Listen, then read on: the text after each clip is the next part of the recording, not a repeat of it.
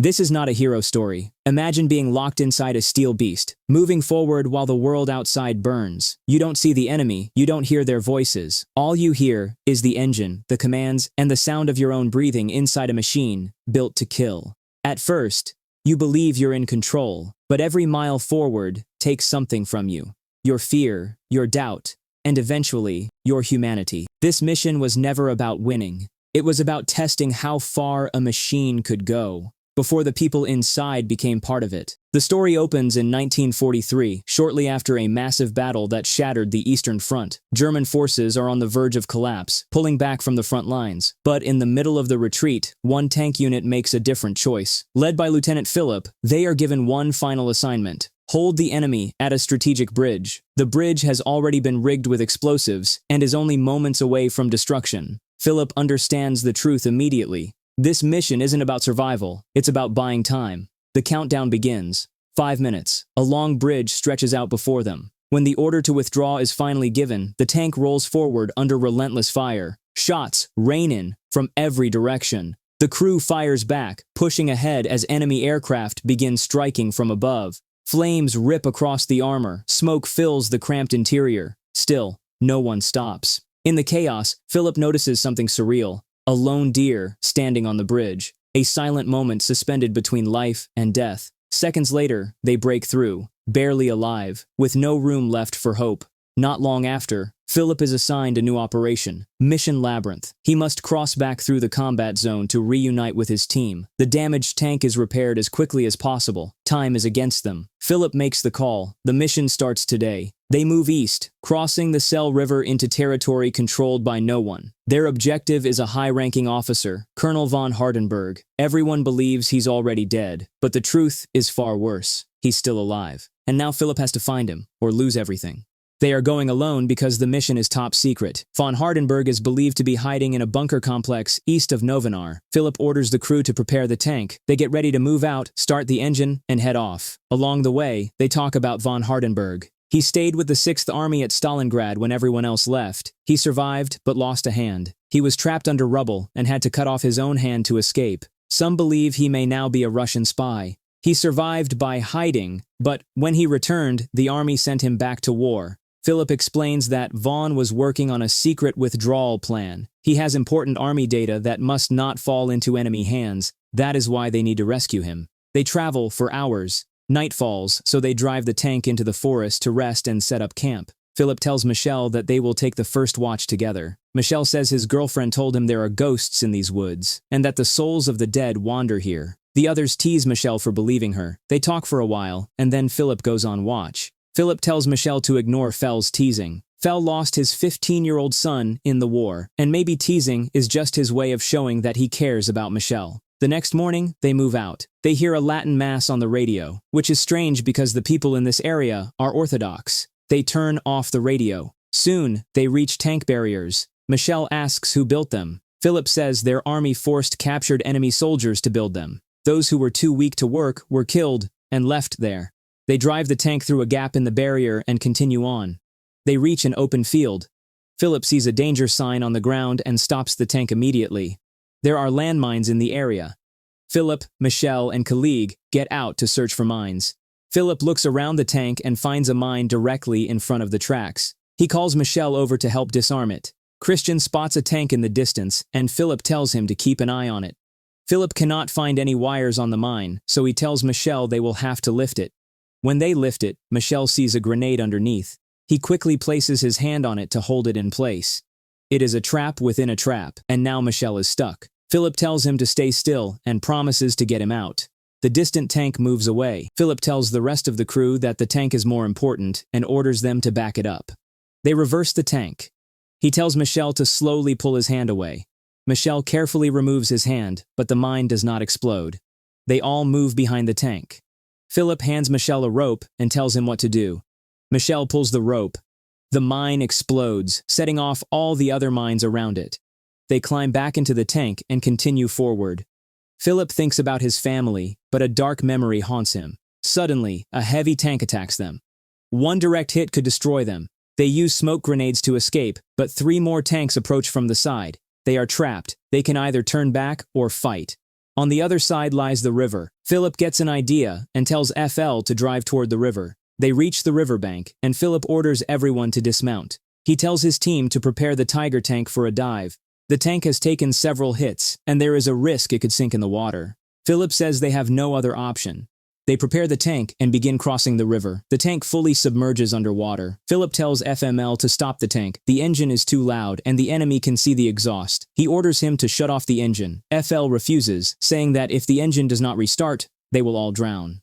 Philip repeats the order, and FL finally shuts off the engine. They remain submerged underwater. The tank has no leaks and is holding up well. They hear enemy tanks moving above them as they pass by. Philip decides they should stay submerged longer to be safe. After some time, water suddenly begins leaking into the tank. They decide to surface. FL tries to restart the engine, but it will not turn over. After several attempts, the engine finally starts. They move forward and emerge on the other side of the river. Philip orders the engine off. They all climb out, breathing in relief. Philip tells them to prepare the tank for land travel. FL reports that they only have enough fuel for 20 kilometers. They ready the tank and head out again on their mission. Night has fallen as they continue traveling. Philip remembers the old days. Von Hardenberg was once his close friend, but something happened between them. He does not speak about it. Philip gives the crew Pervitin, saying they need to travel all night. Everyone takes it except the radio operator. Philip then notices something ahead and orders them to stop the tank and shut off the engine. He looks and says, "Those are our own soldiers." He orders the engine to be started and tells them to move forward. They reach the site, and Philip orders his team to shut off the engine and dismount. They follow Philip to the commanding officer. Soldiers are dragging people everywhere, and fires are burning all around. They meet the senior assault unit leader, Krebs. Philip requests fuel and supplies. Krebs asks, "What are they doing here?" Philip replies, "They're on a secret mission." Leader Krebs says, "This is their secret mission. All local villagers must be cleansed of partisan supporters. We lock them all in one place and set it on fire. It saves ammunition." They lock the last remaining people inside a house and set it on fire. Everyone inside burns alive. The soldiers stand and watch the flames. Leader Krebs says, "I know they remember this fire. They all remember the day they stood on the bridge, about to burn in the flames." Krebs then says that their fuel and supplies have arrived. Philip replies that they are leaving and will spend the night in the tank. He orders the crew to collect the fuel and supplies. They leave and eat inside the tank. Philip does not eat or drink. They talk quietly. Vaylor says he used to be a winemaker. Keda was a Latin teacher. FL was a train driver. They continue talking like this. Kege says he believes all this war and all these orders are useless. Philip responds that orders are what make humans civilized. He stops the discussion, saying, "There will be no politics in my Panzer." The four of them cheer. Philip steps out of the tank. Vaylor follows him outside. He says he wishes he could forget who he was before the war, but he can never be that person again. Especially not after what happened here. Philip says they will always be who they are. They only followed the orders they were given. Vaylor says that when this is all over, Philip should come to Austria to see his winemaking. Philip says that he definitely will. The next day, they head out toward their destination. They are getting close when they spot a destroyed house. Philip tells everyone to stay alert and move slowly toward the building. He suspects it may be a trap. Kilig loads his gun, and they load the cannon as well. As soon as they approach the building, a heavy cannon fires from inside. Philip immediately orders them to reverse and put some distance between themselves and the target. They fire at the house from a safe range, but nothing happens to the cannon. It turns out the weapon belongs to an Su-100, a heavy-duty tank. A single hit from it could destroy them. They begin firing machine gun rounds at it. Philip orders them to move. They fire the main cannon, but the tank's armor is too strong. Philip tells them to fall back and attack it from the side. As they retreat, their tank's exhaust is damaged. They deploy smoke grenades and pull back.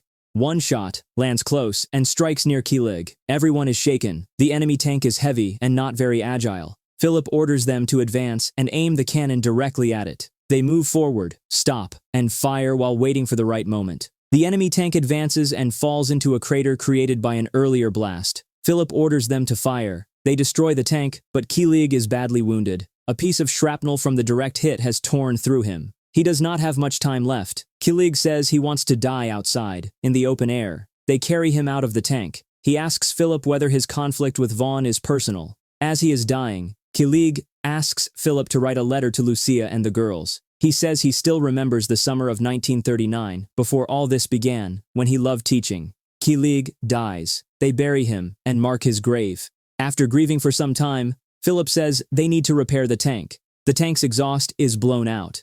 Michelle goes to inspect the enemy tank, notices something, and calls everyone over. All the enemy soldiers have turned into skeletons. Dead bodies do not burn this quickly. Seeing this, Vaylor says, "That's enough. We should turn back and report that we didn't find von Hardenberg. This place isn't normal." Philip says there are only 20 kilometers left.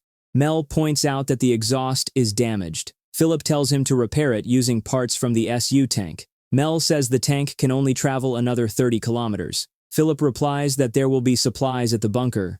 Philip looks at the bodies, and memories from the past flood back to him. They repair the tank enough to keep moving and continue forward. Philip tells Michelle to turn on the radio. Michelle hears a man speaking Latin on the radio and plays it for everyone. Philip orders him to turn it off. Vaylor asks Philip how much longer they will keep driving. Philip says they will continue until they find von Hardenberg and bring him back. Vaylor responds that there is no home anymore. The army is constantly retreating. He asks why von Hardenberg matters so much. Maybe he has information, or maybe he already gave it away and is a spy, like Kilig said. Or maybe this mission is personal between Philip and Vaughn. If it is personal, why drag the rest of them into it? Philip says that if the Russians capture Vaughn first, they will push this far anyway. Vaylor replies that the Russians are already here, and that they are driving toward their deaths. He says Philip is taking unnecessary risks and has been compromised. Vaylor calls for a vote to relieve Philip of command. Philip agrees and asks the others to vote. Michelle votes in support of Philip.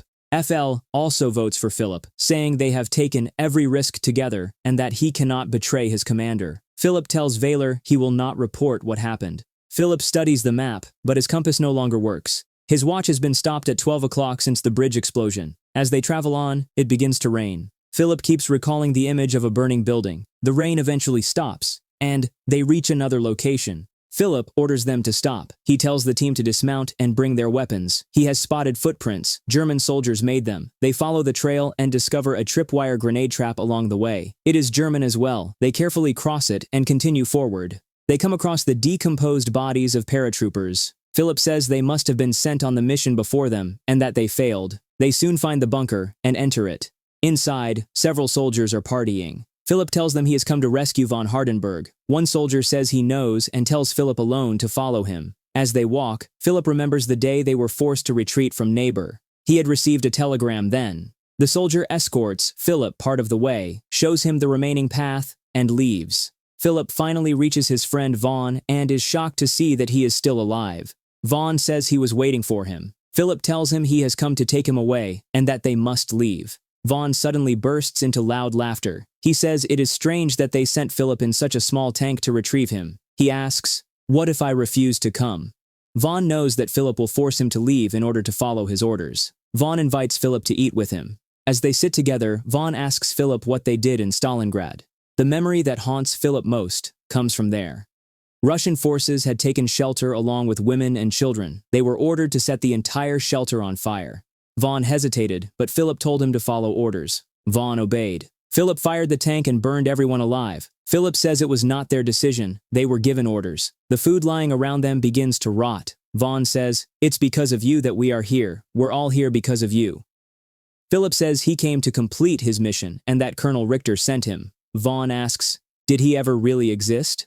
Vaughn says there were signs all along. Philip's watch stopped, the compass failed, and many other things. He tells Philip, "This is all happening in your mind." Vaughn urges Philip to return to the bridge and asks why he delayed giving the retreat order. "You never do that."